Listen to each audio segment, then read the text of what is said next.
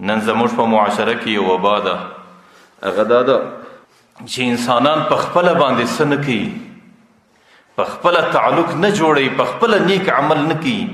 مجګل ملا وویني، بزرګ وویني، نیک سړی وویني، ورغلي حضرت ما ته خصوصي دعا کوه. خصوصي دعا څه معنا؟ د دې خو دا معنا لکه بدن چې درد ستا په بدن کې دی او های هوی زه در سره کوم.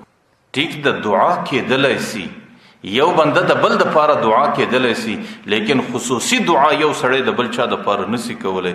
خصوصي دعا د هر یو هغې د خپل ځان وي. خصوصي دعا دې ته ویل کېږي چې زړه درد وکړي او د زړه د درد او د زړه د تکلیف اغه ندا، اغه وویلا، اغه استغاثه دا برای راست د الله تعالی د عرش سره ولګیږي. دې ته خصوصي دعا ویل کېږي. نو زموږ دعا د بل چا د پاره سړی کولی سي او د بل د ضرورت لپاره دعا کول دا سنت عمل دی او دعا غوښتل، لیکن خصوصي دعا د هر سړي خپله وي چې هغه د تعلق پر بنیاد باندې کوي، هغه د دوستۍ پر بنیاد باندې کوي، هغه د الله تعالی سره د جوړې پر بنیاد باندې هغې ته ویل کېږي خصوصي دعا چې سړی به کوي. یو صحابي دی کور ته رالی، ورځ ټوله په مسجد نبوي کې تېره سوه، د پیغمبر علیه صلات وسلام سره ناست دی، یا د هغې څه ساوري، یا د هغې څه زده کوي، یا د هغې یو خبره زده کوي، یا د هغې یو عمل ویني، یا د هغې صرف د شکل او مخ ته ګوري. ځکه صحابه د پیغمبر علیه السلام عاشقانو، هغوی به ټوله ورځ د پیغمبر علیه السلام په دید باندې نه مړېدل او د پیغمبر علیه صلات وسلام مخ ته کتل د هغوی دپاره ډېر عظیم عبادت. نو یو صحابي ټوله ورځ د پیغمبر علیه صلات وسلام په مجلس کې تېره کړه. چې کله غرمه کور ته رالی، د خوراک وخت دی، د لوږې زمانه ده، نو هغې کور زنانې ته وایي کور کې څه سته؟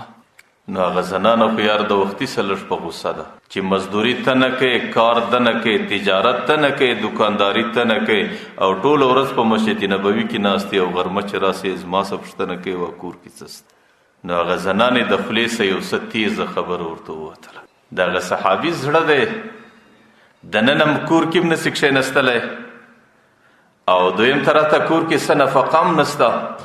یو ساتکی په دې کور کې پر له وګرځېدې بره رالی، د کوره څه د باندې دروازه کې کښېناست. هغه زنانې چې د ځانه سره فکر وکړي چې دا د الله تعالی نیک بنده دی او ورځ ټوله د پیغمبر علیه صلات وسلام په صحبت او مجلس کې ورباندې تېرېږي او تا د هغې زړه ظاهر کوې، د دې خپلې غلطۍ ډېر احساس ورسره اوس او په دې خاطر باندې چې زموږ همسایګان زموږ په غربت و مسکنت باندې خبر نسی او موږ ته پر دې خپل غربت و مسکنت د صبر موقع راکول سي، نو ژر اسې په تناره کې اور بل کوي چې د هغې دود همسایګان وویني چې دې کور کې هم شی پخېږي او د ژرندې چې کم پل په کور کې دی چې دا وړه پکې هغه پل یې یو رقم پر له وګرځوی او په خپله کښېنستل او 2 رکعته لمونځ باندې ودرېدل او د لمانځه څخه وروسته دعا کوي، اللهم ارزقنا، یا الله ته زموږ په کور خبرې، یا الله زموږ په کور کې نفقه نسته، زموږ په کور کې ضروریات نه پوره کېږي، یا الله زموږ د بچانو دپاره ترتیب نسته او یا الله زموږ کور د مسکنت او د لوږې سره مخامخ دی،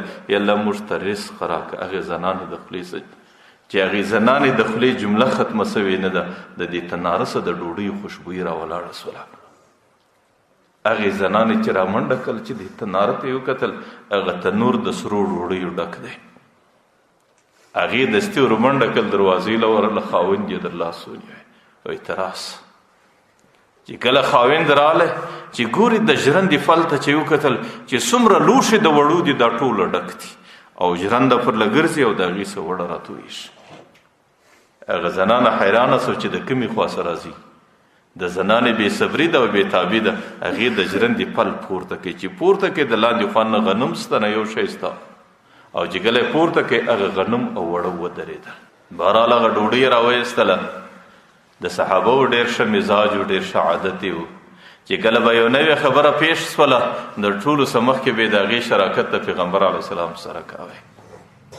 خاوند و زنانه دواړه در لاس سره ونیول، رالو پیغمبر علیه السلام لا او د خپلې کور واقعه ورته بیانوي چې د الله رسوله کور کې څه نه و. زنانه وایي چې ما دعا وکړله، د هغې څه وروسته تنور هم د سرو ډوډیو راته ډک او د ژرندې وړه چې څومره لوښي و هغه ټوله راته ډک او ما چې فل وکاته در فل لاندې یو نه غنم سته نه یو څه سته نه بل سته. الله تعالی پیغمبر علیه صلات وسلام څه ورته وایي، ورته ستاسو په نصیب کې کمی و، ورته دا د الله تعالی د تعلق چغه و چې د الله تعالی در عرش ورسېده، چې کومه جمله تا د خولې څه ویسته چې اللهم ارزقنا، یا الله موږ ته نفقه راکړه. ورته زما د الله په عزت و جلال قسم یې زنانې که تا دا د ژرندې فل نه وی پورته کړی د دې فله څه به در قیامته پورې وړه بهېدلی، لیکن دا ستاسو کم قسمتي وه چې تاسو د ژرندې فل پورته کړئ، نو په هغې خاطر هغه د الله تعالی را روان رزق ودرېدی. که تاسو نه وی پورته کړی د دې ژرندې د فله څه به دا وړه در قیامته پورې راتوېدلی. نو چې کله په معاشره کې د انسان د الله تعالی سره په دې شکل باندې تعلق راسي، بیا هغې انسان ته په سودا کې د درواغ ویلو څه ضرورت دی؟ بیا هغه انسان ته په تجارت کې د سود ورکولو، د سود او د رشوت ورکولو څه ضرورت دی؟ بیا هغه انسان د خپلې ګټې په خاطر باندې په خپله مبیعه کې، په خپله سودا کې، په خپل سامان کې د عیب د پټوالي ولې مجبوره دی؟